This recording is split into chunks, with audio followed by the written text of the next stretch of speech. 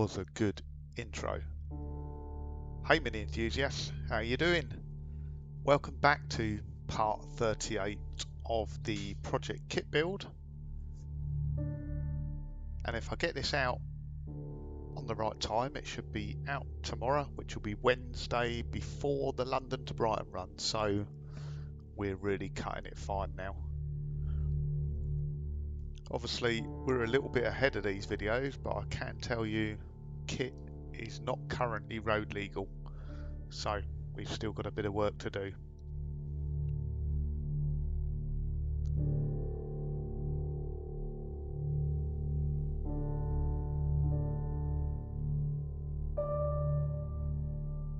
In this update, Mark is continuing with the interior of the car. Obviously all the carpets are in now. They're looking really, really nice. A few people have commented about the colour, expecting them to be red, but they are beige, which goes with the original colour theme of the KITT car. So the seats will be beige as well, but again, we are still, I think, waiting for the material to do the seats. So we'll be cutting it pretty fine. There's going to be some late nights this week.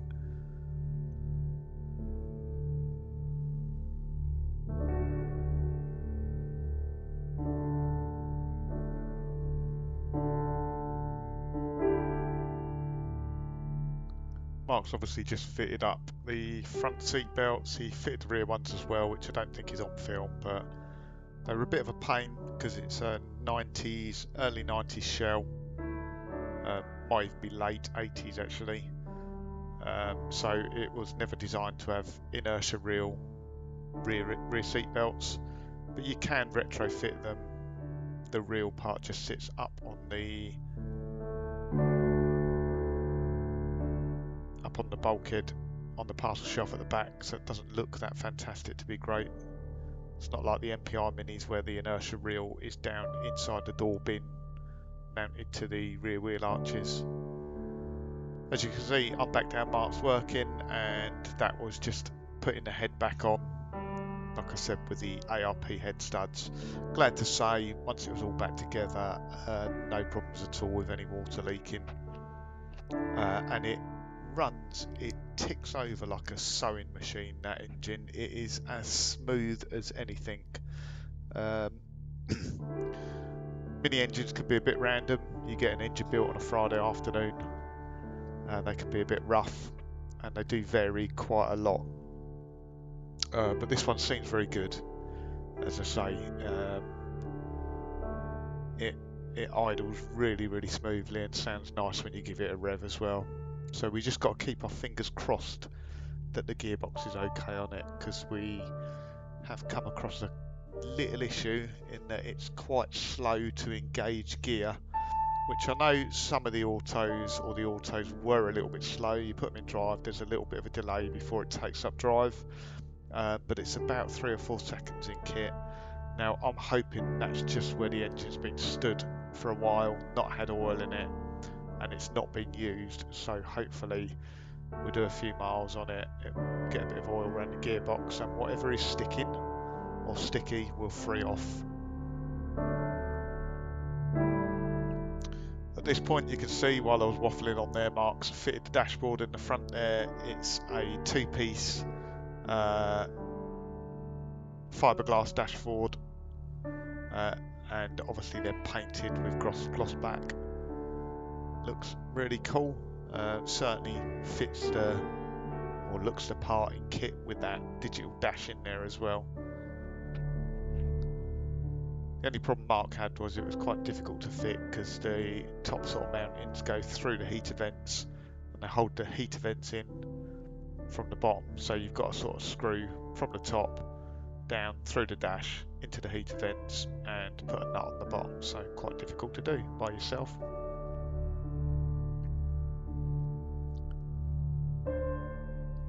And now Mark's just wiring up what would be kind of the centre dash switches, so the headlights, the brake warning indicator, hazard lights, heated rear window, It also has heated front window as well. So obviously we don't have the middle dash rail like you do, or it is still there, it's just hidden behind the dash now. So those switches have just been brought forward, rewired, and it's got LED light up, sort of anodized red switches, push button switches, which are really, really cool. Done by a guy called David Wilson, wired by Wilson, quite well known, does an absolutely fantastic job, does some really nice stuff. So go and check him out. David's helped out on both builds actually, this build and previously on Bolt. So it's very helpful, David.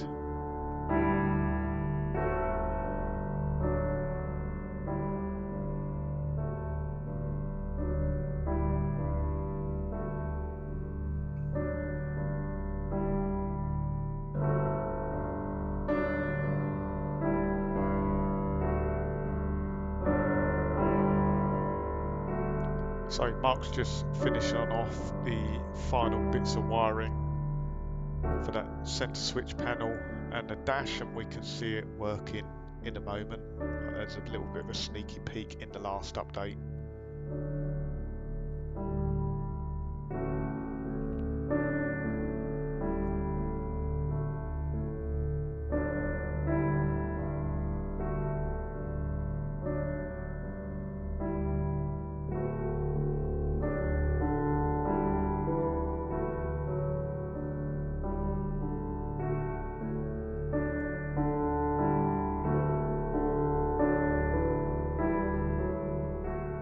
Looks absolutely amazing, doesn't it?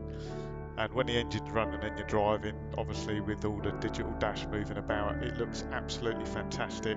Really suits the theme of the build as well. I can't tell you exactly where that came from. I'm sure someone will ask, I'll find out, but I'm pretty sure it come from America. So all the way from over the pond. And I suspect it wasn't very cheap.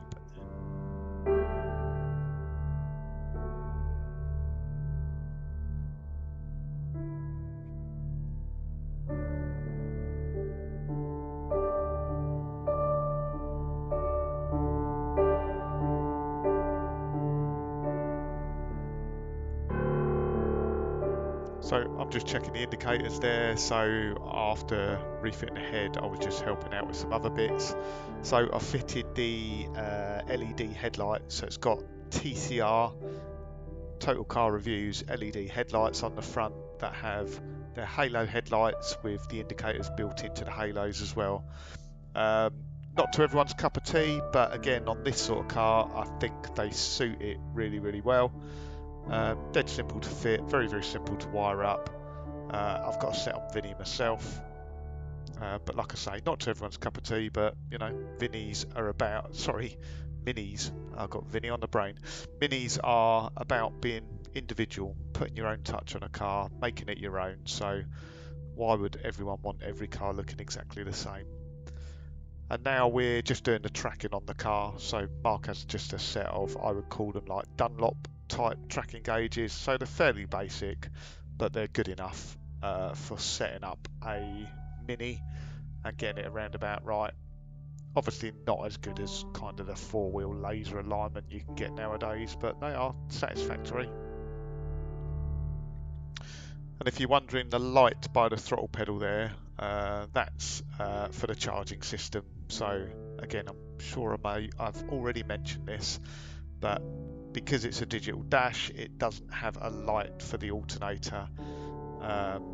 It's LED, so that doesn't provide resistance for the IND circuit, the exciter wire for the alternator. So we just had to, for the purposes of just testing and making sure it worked, we just run a little 3-watt 501 bulb, which does the job. And obviously that's going to be replaced with a bulb mounted in the dash.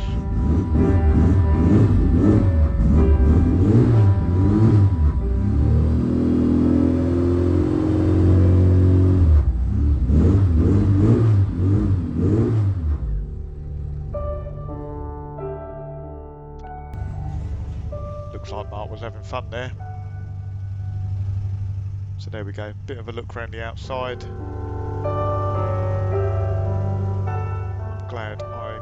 exhaust central, I think Mark would have killed me. I was a little bit unsure because there's a tab on the middle of the subframe usually, but on KITT subframe that tab wasn't very central. So, but there's also kind of a middle bumper mounting, so lined it up with that, and that should be central with the body then. Fingers crossed anyway, it looks right. I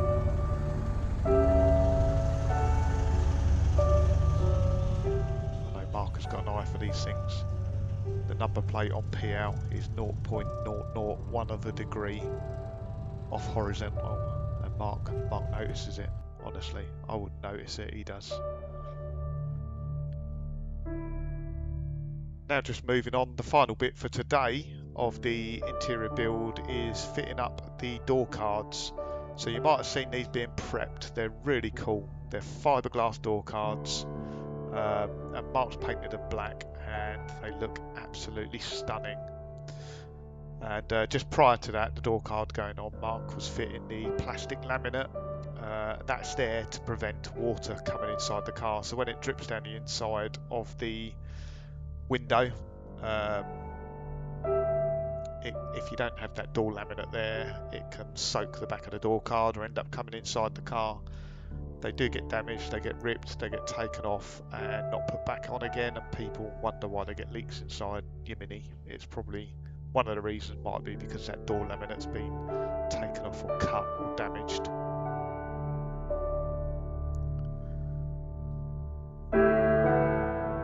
So yeah, these door cards look really cool.